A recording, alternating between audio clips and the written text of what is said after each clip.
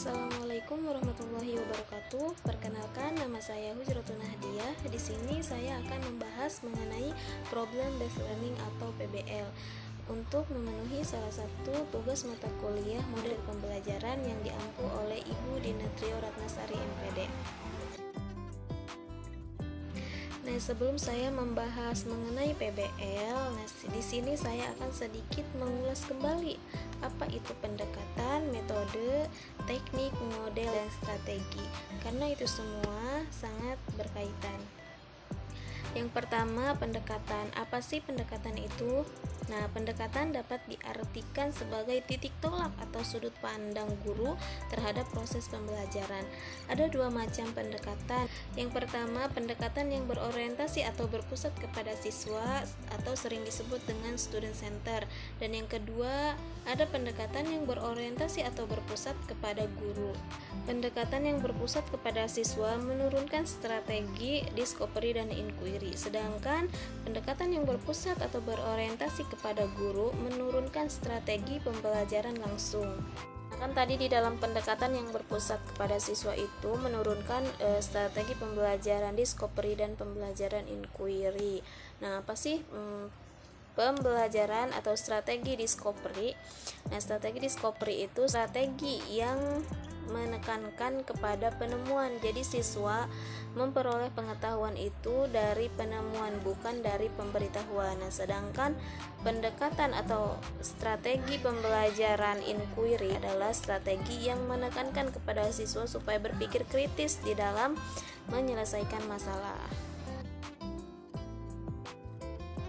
Yang kedua yaitu metode. Apa metode itu? Metode adalah prosedur pembelajaran yang difokuskan ke pencapaian tujuan yang telah ditetapkan oleh guru.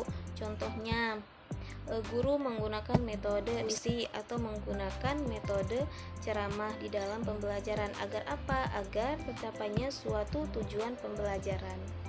Sebetulnya di dalam metode itu ada banyak sekali macam-macam metode. Bisa dikatakan ada 1001 metode pembelajaran. Nah, misalnya metode diskusi, metode ceramah, metode demonstrasi, dan metode pembelajaran yang lainnya. Meskipun di dalam pembelajaran itu banyak sekali macam-macam metode, namun tujuannya tetap sama, yaitu agar tercapainya tujuan pembelajaran. Ketiga, teknik. Nah, apa teknik itu? Teknik adalah suatu cara yang digunakan oleh seorang guru dalam mengimplementasikan suatu metode di dalam pembelajaran. Misalnya, guru menggunakan teknik permainan di dalam metode yang telah ditentukan di dalam pembelajaran tersebut. Agar apa? Agar terciptanya suatu pembelajaran yang pakem, yaitu pembelajaran yang aktif, kreatif, inovatif, dan menyenangkan. Nah, di dalam menciptakan suasana pembelajaran yang aktif, kreatif, efektif, dan menyenangkan, seorang guru juga harus pandai di dalam memanage kelas. Contohnya, guru menggunakan metode ceramah. Nah, apa sih metode ceramah itu? Metode ceramah merupakan metode yang difokuskan atau hanya terfokus kepada guru saja. Tidak ada hubungan timbal balik atau interaksi antara murid dengan guru. Nah, lalu teknik yang seperti apa yang harus dilakukan seorang guru agar pembelajaran tersebut itu menjadi pembelajaran yang aktif dan menyenangkan, supaya ada hubungan timbal balik atau interaksi antara murid dengan guru. Nah, pembelajaran yang aktif itu pembelajaran yang seperti apa? Nah, contohnya siswa aktif di dalam bertanya, siswa aktif di dalam menjawab pertanyaan-pertanyaan yang diberikan oleh guru. Nah, contohnya guru menggunakan teknik permainan supaya apa? Supaya pembelajaran yang diciptakan itu lebih menyenangkan. Lalu apa pengertian dari model dan strategi? Model pembelajaran adalah bentuk pembelajaran yang tergambar dari awal hingga akhir. Nah, di dalam model pembelajaran terdapat strategi, metode, dan teknik.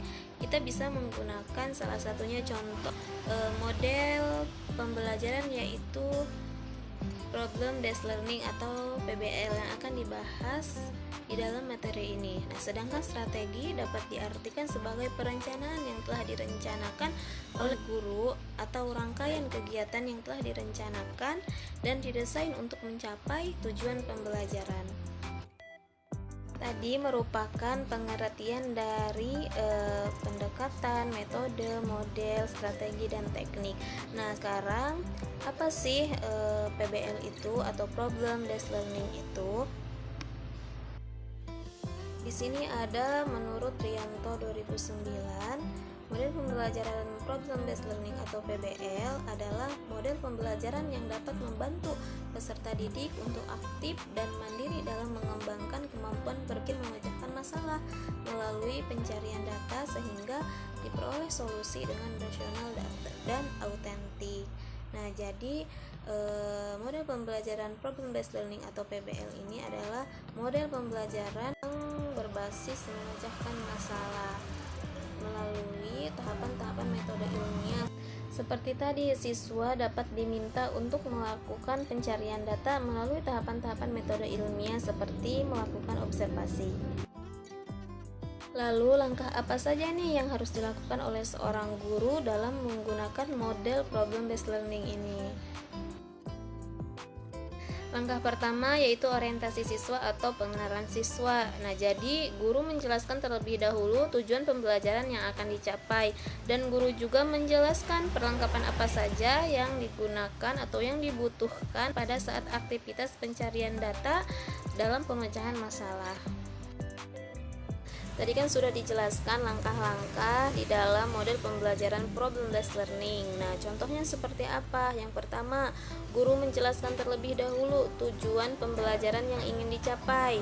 Nah, misal, oke anak-anak, tujuan pembelajaran hari ini, ibu ingin kalian dapat menyebutkan bagian-bagian yang ada pada tumbuhan.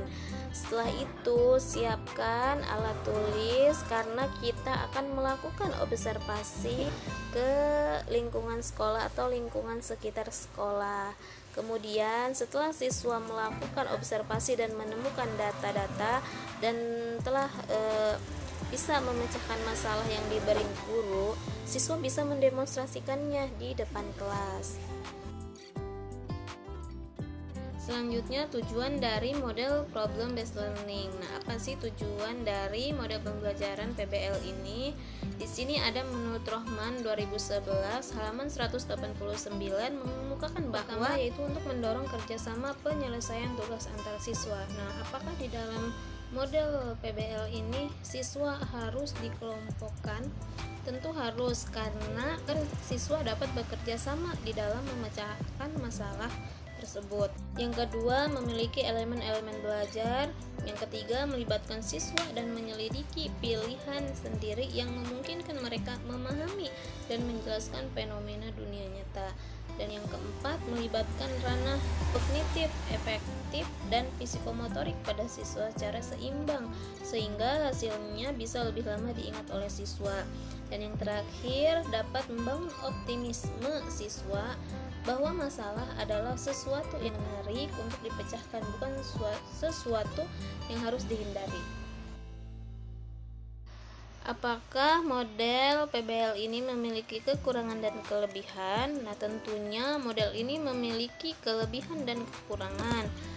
Kelebihan dari model ini di sini ada menurut Sudrajat 2011 mengemukakan beberapa keunggulan dari model Problem Based Learning ini, yaitu siswa lebih memahami konsep yang diajarkan sebab mereka sendiri yang menemukan konsep tersebut, melibatkan secara aktif, memecahkan masalah, dan menuntut keterampilan berpikir siswa yang lebih tinggi.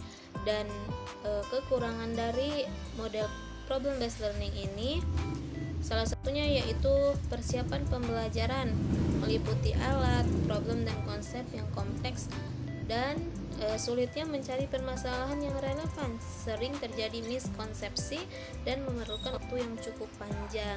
Menurut Endriani 2011. Merupakan penjelasan dari model Problem Based Learning atau PBL.